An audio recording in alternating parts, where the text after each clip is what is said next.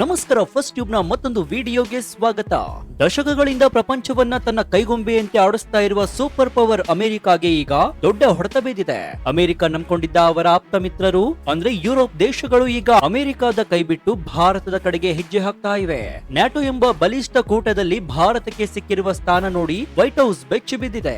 ಇವತ್ತಿನ ಈ ವಿಡಿಯೋದಲ್ಲಿ ನಾವು ಅಮೆರಿಕ ಯಾಕೆ ಒಂಟಿ ಆಗ್ತಾ ಇದೆ, ಭಾರತ ಹೇಗೆ ಕಿಂಗ್ ಮೇಕರ್ ಆಗ್ತಾ ಇದೆ, ಗ್ರೀನ್ಲ್ಯಾಂಡ್ ನ ಮಂಜುಗಡ್ಡೆಯ ಅಡಿಯಲ್ಲಿ ಅಡಗಿರುವ ರಹಸ್ಯವೇನು, ಪ್ರಧಾನಿ ನರೇಂದ್ರ ಮೋದಿ ಅವರ ಸಾರಥ್ಯದಲ್ಲಿ ಭಾರತ ಹೇಗೆ ಬಲಿಷ್ಠವಾಗ್ತಾ ಇದೆ, ಡೊನಾಲ್ಡ್ ಟ್ರಂಪ್ ಸೈಡ್ ಲೈನ್ ಆಗಿ ನರೇಂದ್ರ ಮೋದಿ ಅವರು ಹೇಗೆ ವಿಶ್ವ ಗುರು ಆಗ್ತಾ ಇದ್ದಾರೆ, ಈ ಎಲ್ಲಾ ಮಾಹಿತಿಯನ್ನ ಇವತ್ತಿನ ಈ ವಿಡಿಯೋದಲ್ಲಿ ನೋಡೋಣ. ಆದ್ರೆ ಅದಕ್ಕೂ ಮುನ್ನ ನಿಮ್ಗೆ ಏನನ್ಸುತ್ತೆ, ಅಮೆರಿಕವನ್ನ ಸೆಡ್ಡು ಹೊಡೆದು ಭಾರತ ವಿಶ್ವದ ದೊಡ್ಡಣ್ಣ ಆಗ್ಬೇಕಾ? ನಿಮ್ಗೆ ಏನನ್ಸುತ್ತೆ ಅಂತ ಕಮೆಂಟ್ ಮಾಡಿ ಹಾಗೂ ವಿಡಿಯೋಗೆ ಲೈಕ್ ಕೊಡಿ. ಸ್ನೇಹಿತರೆ, ಅಮೆರಿಕ ಮತ್ತು ಯುರೋಪ್ ನಡುವಿನ ಸ್ನೇಹ ಎರಡನೇ ಮಹಾಯುದ್ಧದ ಕಾಲದ್ದು. ಆದ್ರೆ ಈಗ ಪರಿಸ್ಥಿತಿ ಬದಲಾಗಿದೆ. ಡೊನಾಲ್ಡ್ ಟ್ರಂಪ್ ಅವರ ಅಮೆರಿಕ ಫಸ್ಟ್ ನೀತಿ ಯುರೋಪ್ ದೇಶಗಳಿಗೆ ನುಂಗಲಾರದ ತುತ್ತಾಗಿದೆ. ಅಮೆರಿಕ ತನ್ನ ಆರ್ಥಿಕ ಲಾಭಕ್ಕಾಗಿ ಯುರೋಪಿಯನ್ ದೇಶಗಳ ಮೇಲೆ ಹೆಚ್ಚಿನ ಟ್ಯಾರಿಫ್ ಅಂದ್ರೆ ಸುಂಕವನ್ನ ಹೇರಲು ಶುರು ಮಾಡಿದೆ. ನಮ್ಗೆ ದುಡ್ಡು ಕೊಟ್ರೆ ಮಾತ್ರ ನಾವು ನಿಮ್ಮನ್ನ ಕಾಪಾಡ್ತೀವಿ ಅನ್ನೋ ಅಮೆರಿಕದ ಅಹಂಕಾರದ ಮಾತುಗಳು ಫ್ರಾನ್ಸ್, ಜರ್ಮನಿ ಮತ್ತು ಬ್ರಿಟನ್ ನಂತಹ ದೇಶಗಳ ಆತ್ಮಗೌರವಕ್ಕೆ ಪೆಟ್ಟು ಕೊಟ್ಟಂತಿದೆ. ರಷ್ಯಾ ಉಕ್ರೇನ್ ಯುದ್ಧದ ಸಂದರ್ಭದಲ್ಲಿ ಅಮೆರಿಕ ತನ್ನ ಯುದ್ಧವನ್ನ ಮಾರಾಟ ಮಾಡಿಕೊಂಡು ಲಾಭ ಮಾಡ್ಕೊಳ್ತಾ ಇದ್ದರೆ ಯುರೋಪ್ ದೇಶಗಳು ಆರ್ಥಿಕವಾಗಿ ಕಂಗೆಟ್ಟಿವೆ. ಇದೇ ಕಾರಣಕ್ಕೆ ಯುರೋಪ್ ಈಗ ಅಮೆರಿಕದ ಮೇಲಿನ ಅವಲಂಬನೆಯನ್ನ ಕಡಿಮೆ ಮಾಡಿಕೊಳ್ಳಲು ನಿರ್ಧಾರ ಮಾಡಿದೆ. ಏನೋ ಸರಿಯಾಗಿ ಇದೇ ಸಮಯದಲ್ಲಿ ಭಾರತ ವಿಶ್ವಗುರುವಾಗಿ ಎಂಟ್ರಿ ಕೊಟ್ಟಿದೆ.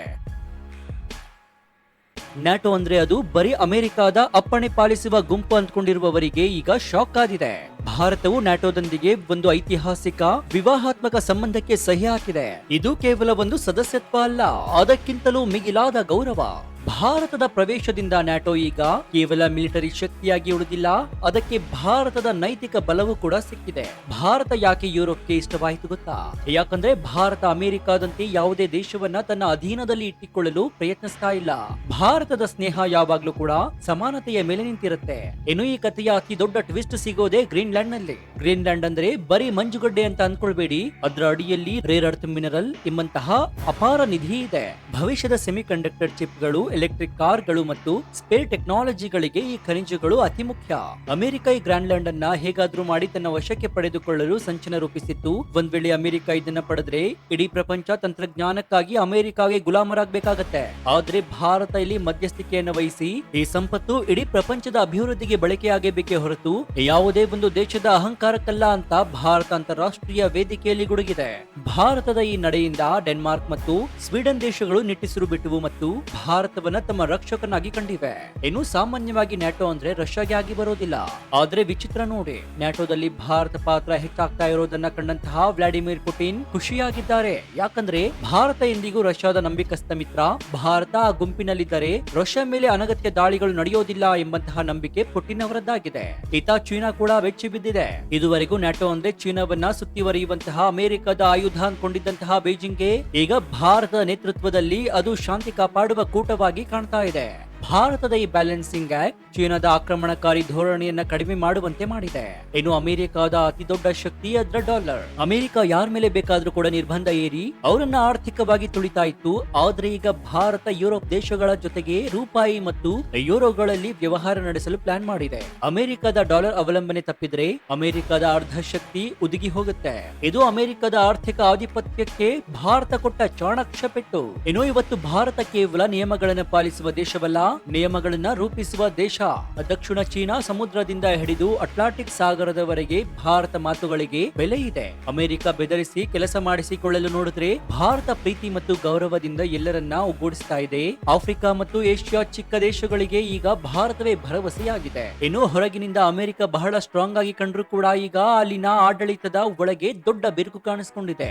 ಒಂದ್ ಕಡೆ ಅಮೆರಿಕದ ರಕ್ಷಣಾ ಇಲಾಖೆ ಪೆಂಟಗನ್, ಮತ್ತೊಂದು ಕಡೆ ಡೊನಾಲ್ಡ್ ಟ್ರಂಪ್ ಅವರ ನೇತೃತ್ವದ ವೈಟ್ ಹೌಸ್. ಇವರಿಬ್ಬರ ನಡುವೆ ಭಾರತದ ವಿಚಾರದಲ್ಲಿ ದೊಡ್ಡ ಭಿನ್ನಾಭಿಪ್ರಾಯ ಶುರುವಾಗಿದೆ. ಪೆಂಟಗನ್ನ ಅಧಿಕಾರಿಗಳಿಗೆ ಚೆನ್ನಾಗಿ ಗೊತ್ತು, ಏಷ್ಯಾದಲ್ಲಿ ಚೀನಾವನ್ನ ಕಟ್ಟಿಹಾಕಲು ಅಥವಾ ರಷ್ಯಾವನ್ನ ನಿಯಂತ್ರಿಸಲು ಭಾರತದ ಸಹಾಯವಿಲ್ಲದೆ ಅಮೆರಿಕಾಗೆ ಬೇರೆ ದಾರಿಯೇ ಇಲ್ಲ. ಅದಕ್ಕಾಗಿ ಅವರು ಭಾರತವನ್ನ ನ್ಯಾಟೋ ಗುಂಪಿನಲ್ಲಿ ಬಹಳ ಪ್ರಮುಖವಾಗಿ ನೋಡ್ತಾ ಇದ್ದಾರೆ. ಆದ್ರೆ ಟ್ರಂಪ್ ಮತ್ತು ಅವರ ತಂಡಕ್ಕೆ ಅಮೆರಿಕದ ಪವರ್ ಕಡಿಮೆಯಾಗ್ತಾ ಇದೆ ಎಂಬ ಭಯ ಕೂಡ ಇದೆ. ಈ ಆಂತರಿಕ ಕಚ್ಚಾಟದ ಲಾಭವನ್ನ ಭಾರತ ಬಹಳ ಚಾತುರ್ಯವಾಗಿ ಬಳಸಿಕೊಳ್ತಾ ಇದೆ. ನಾವು ಯಾರನ್ನ ನೋಯಿಸ್ತಾ ಇಲ್ಲ, ಆದ್ರೆ ನಮ್ಮ ರಾಷ್ಟ್ರೀಯ ಹಿತಾಸಕ್ತಿ ಶಕ್ತಿಯನ್ನ ಎಲ್ಲಿಯೂ ಕೂಡ ಬಿಟ್ಟುಕೊಡೋದಿಲ್ಲ. ಅಮೆರಿಕದ ಈ ಆತಂಕ ಗೊಂದಲವೇ ಭಾರತಕ್ಕೆ ಜಾಗತಿಕ ವೇದಿಕೆಯಲ್ಲಿ ಹೊಸ ಬಾಗಿಲನ್ನ ತೆರೀತಾ ಇದೆ. ಮುಂದಿನ ದಿನಗಳಲ್ಲಿ ಪ್ರಪಂಚವನ್ನ ಆಳುವವರು ಯಾರು ಗೊತ್ತಾ? ಯಾರ ಹತ್ತಿರ ಸೆಮಿಕಂಡಕ್ಟರ್ ಚಿಪ್ಗಳು ತಯಾರಿಕೆಗೆ ಬೇಕಾದಂತಹ ಖನಿಜಗಳಿರುತ್ತವೋ ಅವರೇ ನಿಜವಾದ ರಾಜ. ನಾನು ಆಗ್ಲೇ ಹೇಳಿದಂತೆ ಗ್ರೀನ್ಲ್ಯಾಂಡ್ ನಲ್ಲಿ ಸಿಗುವ ರೇರ್ ಅರ್ತ್ ಮಿನರಲ್, ಇದರ ಮೇಲೆ ಅಮೆರಿಕ ಕಣ್ಣಿಟ್ಟಿರೋದು ಇದೇ ಕಾರಣಕ್ಕೆ. ಚೀನಾ ಈಗಾಗಲೇ ಈ ಕ್ಷೇತ್ರದಲ್ಲಿ ದೊಡ್ಡ ಹಿಡಿತವನ್ನ ಸಾಧಿಸಿದೆ. ಈಗ ಭಾರತದ ಪಾತ್ರ ಇಲ್ಲಿ ಬಹಳ ಮುಖ್ಯವಾಗಿರುತ್ತೆ. ಭಾರತ ಯುರೋಪ್ ಮತ್ತು ಅಮೆರಿಕದ ನಡುವೆ ಒಂದು ಬ್ರಿಡ್ಜ್ ಆಗಿ ಕೆಲಸ ಮಾಡ್ತಾ ಇದೆ. ಈ ಯುರೋಪಿಯನ್ ದೇಶಗಳು ತಾಂತ್ರಿಕವಾಗಿ ಅಮೆರಿಕಾಗೆ ಗುಲಾಮರಾಗುವುದನ್ನು ತಪ್ಪಿಸಲು ಭಾರತವು ಇಂಡೋ ಯುರೋಪ್ ಟೆಕ್ನಾಲಜಿ ಅಲಯನ್ಸ್ ಮೂಲಕ ಹೊಸ ಹಾದಿಯನ್ನು ತೋರುತ್ತಾ ಇದೆ. ಇದರಿಂದಾಗಿ ಫ್ರಾನ್ಸ್ ಮತ್ತು ಜರ್ಮನಿಯಂತಹ ದೇಶಗಳು ತಮ್ಮ ತಾಂತ್ರಿಕ ಭವಿಷ್ಯಕ್ಕಾಗಿ ವಾಷಿಂಗ್ಟನ್ ಬದಲು ನ್ಯೂ ಡೆಲ್ಲಿಯ ಕಡೆಗೆ ಮುಖ ಮಾಡ್ತಾ ಇದ್ದಾವೆ. ಇದು ಕೇವಲ ರಾಜಕೀಯವಲ್ಲ, ಇದು ಡಿಜಿಟಲ್ ಯುಗದ ಹೊಸ ಸಾಮ್ರಾಜ್ಯಶಾಹಿ ವಿರುದ್ಧದ ಹೋರಾಟ. ಇನ್ನು ಇಡೀ ನ್ಯಾಟೋ ಡ್ರಾಮಾದಲ್ಲಿ ಅತಿ ದೊಡ್ಡ ಹೈಲೈಟ್ ಅಂದ್ರೆ ಯುಕ್ರೇನ್ ಯುದ್ಧವನ್ನ ನಿಲ್ಲಿಸುವಲ್ಲಿ ಭಾರತದ ಪಾತ್ರ. ಅಮೆರಿಕ ಯುದ್ಧಕ್ಕೆ ಆಯುಧವನ್ನ ಕೂಡ ಪೂರೈಸಿ ಬೆಂಕಿಯನ್ನ ಹಚ್ಚುವ ಕೆಲಸವನ್ನ ಮಾಡ್ತಾ ಇದ್ದಾರೆ. ಭಾರತ ಮಾತ್ರ ಶಾಂತಿ ಮಾತುಕತೆಯ ದಾರಿಯನ್ನ ಹಿಡಿದಿದೆ. ಈಗ ಯುರೋಪ್ ದೇಶಗಳಿಗೆ ಅರಿವಾಗಿದೆ, ಯುದ್ಧ ಮುಂದುವರೆದರೆ ಅದು ಯುರೋಪ್ನ ಸರ್ವನಾಶಕ್ಕೆ ಕಾರಣವಾಗುತ್ತೆ ಅಂತ.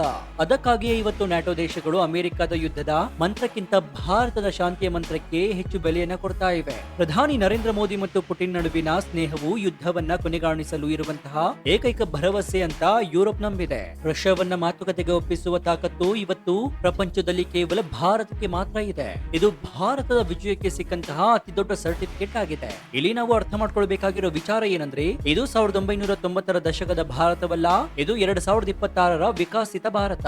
ಅಮೆರಿಕ ತನ್ನ ಹಳೆಯ ಕಾಲದ ಬೆದರಿಕೆಗಳಿಂದ ಇನ್ಮುಂದೆ ಭಾರತವನ್ನಾಗಲಿ ಅಥವಾ ಭಾರತ ಮಿತ್ರರನ್ನಾಗಲಿ ಹೆದರಿಸಲು ಸಾಧ್ಯವಿಲ್ಲ.